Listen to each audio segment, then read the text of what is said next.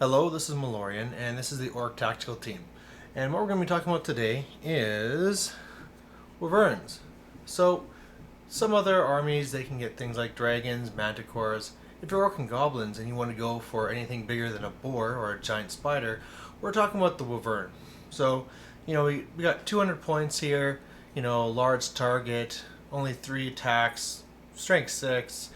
But, I gotta say for myself, I always find myself being really negative about the Wyvern.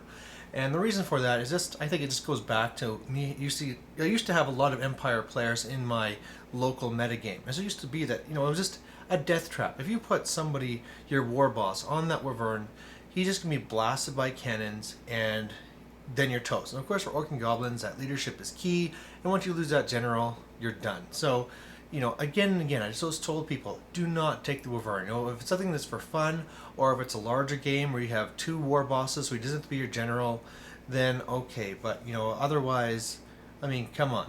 You're just asking for him to die. But now in 8th, I really have to keep on coming back, and you have to keep on reminding you that things have changed, kind of. So let's kind of go through that. First of all, one of the problems with the Wyvern is its very poor damage output. Just 3 attacks, strength 6, it's poison, big whoop, sometimes it might come in. But now thanks to Thunderstomp, that really equals the playing field. And having fewer attacks isn't that big a deal, and it's more of a big deal that he has the higher strength. Compared to other things that, the big monsters that are strength 5, being a Thunderstomp of strength 6, of course, means that you're killing these toughness 4 models in a 2+. So that can be huge. So for the damage output, it actually is fairly good. For the rider, you gotta keep in mind that now it's giving you the +1 to your armor save because you're being mounted. So that's great. And something too that I always have to remind myself is I always think of it as being just like anything else, like the Hippogriff for the Bretonnians. No, just this thing that's unarmored and it's gonna die, right? If it takes any shooting or any attacks back, it's dead. But, and compare it to things like, say, the dragon. If only it was like the dragon. It has a 3+ scaly skin, that's so great. If any lucky arrow that goes and hits you, on a 3+, you're ignored anyway. Why can't it have anything like that? And, I always know in the back of my mind that it has a scaly skin save, but, it's something crappy. Well, actually, it's a 4+ scaly skin, which is only 1 worse than what a dragon is. So it is still fairly solid, so that anything like arrows, they're still going to need 6s to wound, even though it's toughness 5 compared to toughness 6. And then it's just a 4+ save rather than a 3+. So defense-wise there, it's still rather good. And one of the big things that orcs have a challenge with is that they're really good for having lots of numbers. You can take your night goblins, big units of 50, 100, whatever. You can get lots of ranks to make sure you're taking away steadfast.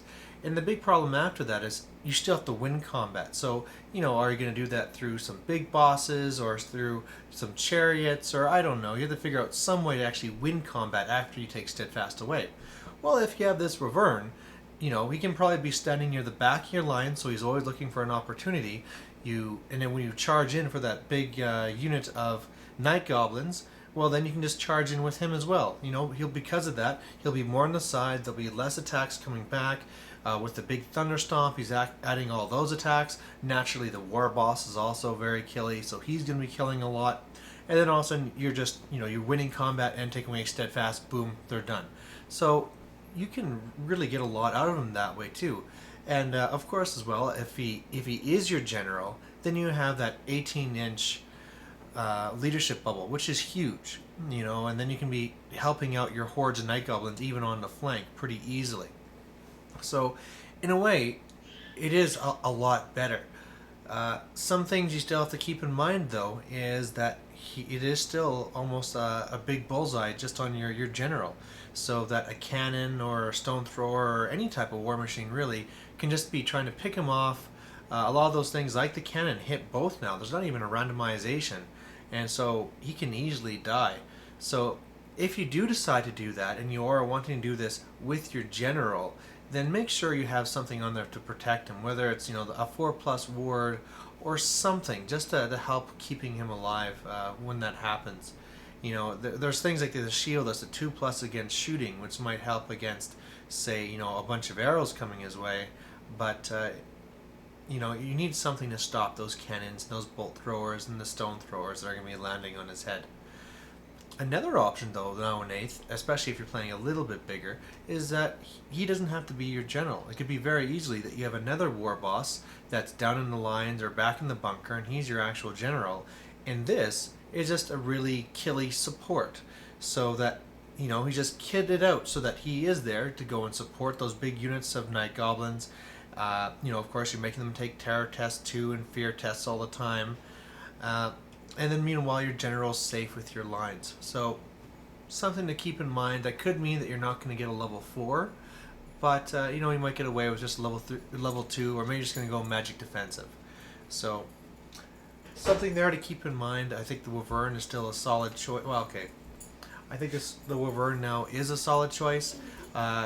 Something you can definitely bring out as long as you have it carefully in your army. And the final thing is it actually looks really cool, right? Do you like this model? Pretty awesome? Should I start using it more? Alright, so maybe I'll be throwing it into one of my battle reports pretty soon. So thanks for watching. Just to recap, if you want to use Wyvern, go for it. You know, there are some big advantages to it now in 8th, but just be careful if it is your general, because if you're up against cannons, he's probably going to die. So thanks for watching, and next time we're going to be talking about Beastmen, so see you then.